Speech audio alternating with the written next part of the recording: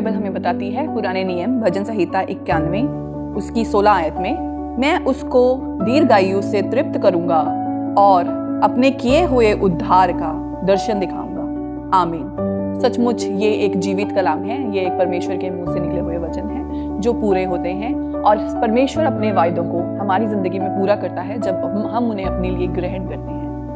5 मई 2025 को मैं आईसीयू में थी और डॉक्टर्स ने मेरे लिए बोला था कि सिर्फ 1% चांसेस है कि मैं वो रात सर्वाइव कर पाऊंगी।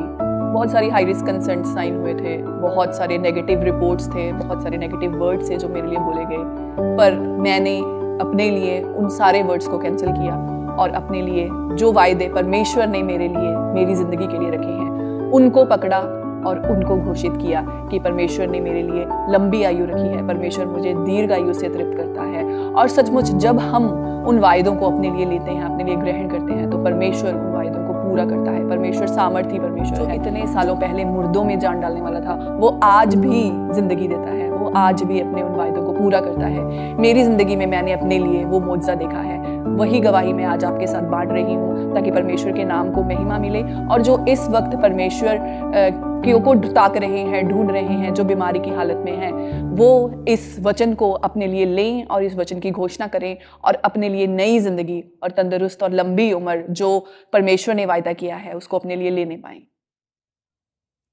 मेरा नाम सोनिया है, मेरे हस्बैंड का नाम आशीष है, हमारे 2 बच्चे हैं, मायरा और लिया। हम नोएडा में रहते हैं, बेसिकली हम मोगा से हैं। जिस वक्त मैं एडमिट हुई थी उस वक्त मैं 7 मंथ्स प्रेग्नेंट थी और फर्स्ट 2 ट्राइमेस्टर्स हमारे बहुत स्मूथ गए, कोई प्रॉब्लम नहीं थी, सब टेस्ट नॉर्मल थे, सब कुछ नॉर्मल था। और 4 मई की रात को मुझे सांस लेने में दिक्कत होनी शुरू हुई और अगले दिन हम इवनिंग में दिखाने गए, बच्चे स्कूल से आए और हम उन्हें घर पे छोड़कर हम हॉस्पिटल गए और हॉस्पिटल में डॉक्टर ने बोला कि कार्डियोलॉजी का ओपिनियन लेना पड़ेगा। तो हमने कार्डियोलॉजिस्ट को कंसल्ट किया और कुछ टेस्ट हुए, ईसीजी हुई, एको हुआ।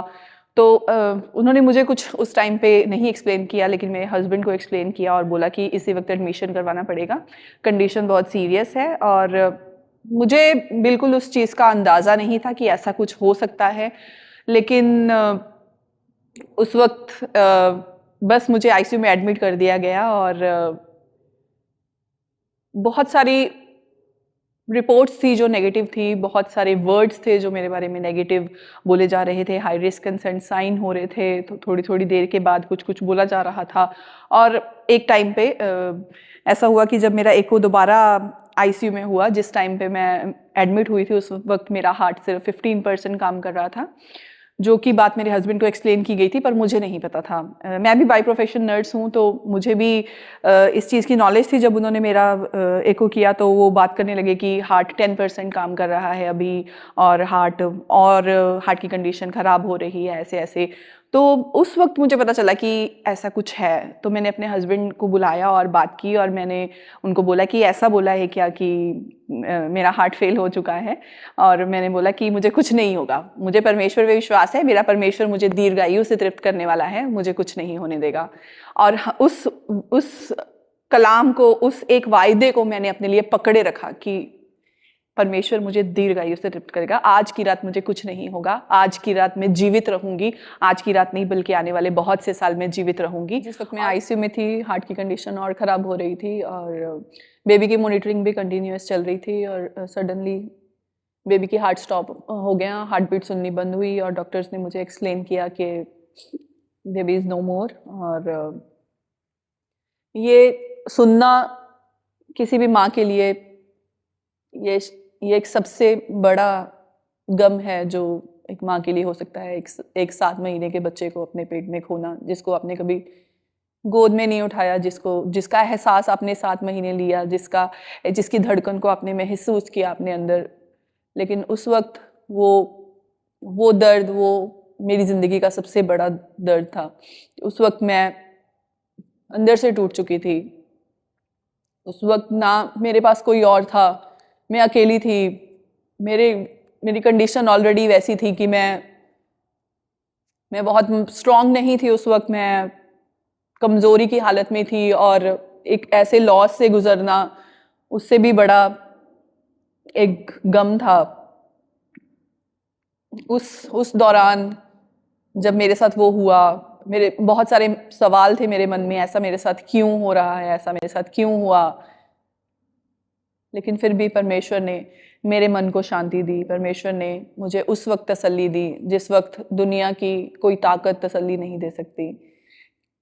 उस वक्त मेरे दिमाग में एक वचन आया कि परमेश्वर टूटे मन वालों के समीप रहता है। और सचमुच परमेश्वर की प्रेजेंस का एहसास मैंने उस वक्त किया। वो गम छोटा नहीं था, वो दर्द बहुत बड़ा था, लेकिन परमेश्वर की प्रेजेंस उससे भी बड़ी थी। परमेश्वर का साथ उससे भी बड़ा था। परमेश्वर का साथ महान था और उसने मुझे संभाले रहा। उसके बाद जैसे ही ये लॉस हुआ, उसके बाद मेरा बीपी फॉल होना शुरू हुआ। मेरा यूरिन आउटपुट नहीं आ रहा था, मेरी किडनीज काम नहीं कर रही थी, तो मुझे लैसिक्स इन्फ्यूजन शुरू किया गया।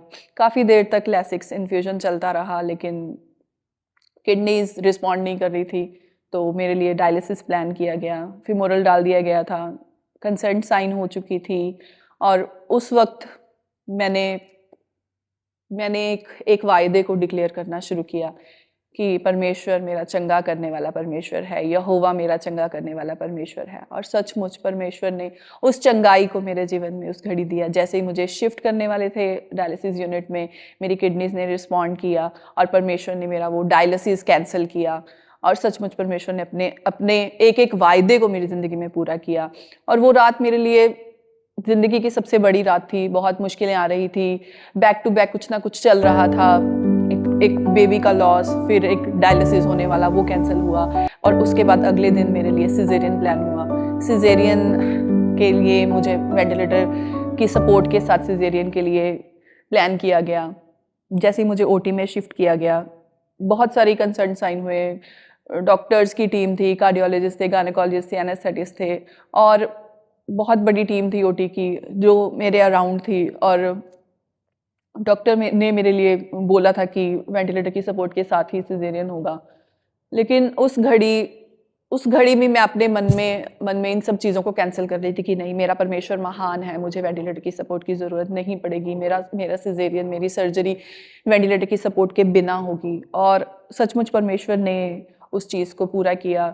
उस एनेस्थेटिस्ट के मन को मेरे लिए चेंज किया और उन्होंने बिना वेंटिलेटर सपोर्ट के मेरा सिजेरियन किया।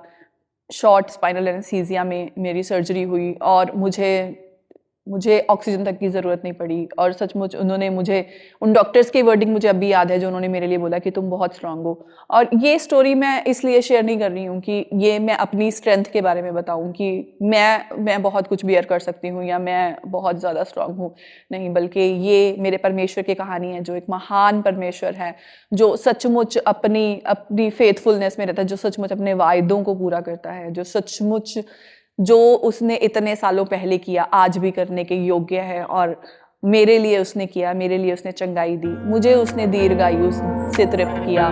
वो आपके लिए भी अपने वायदों को पूरा करने के योग्य है। सचमुच परमेश्वर महान है।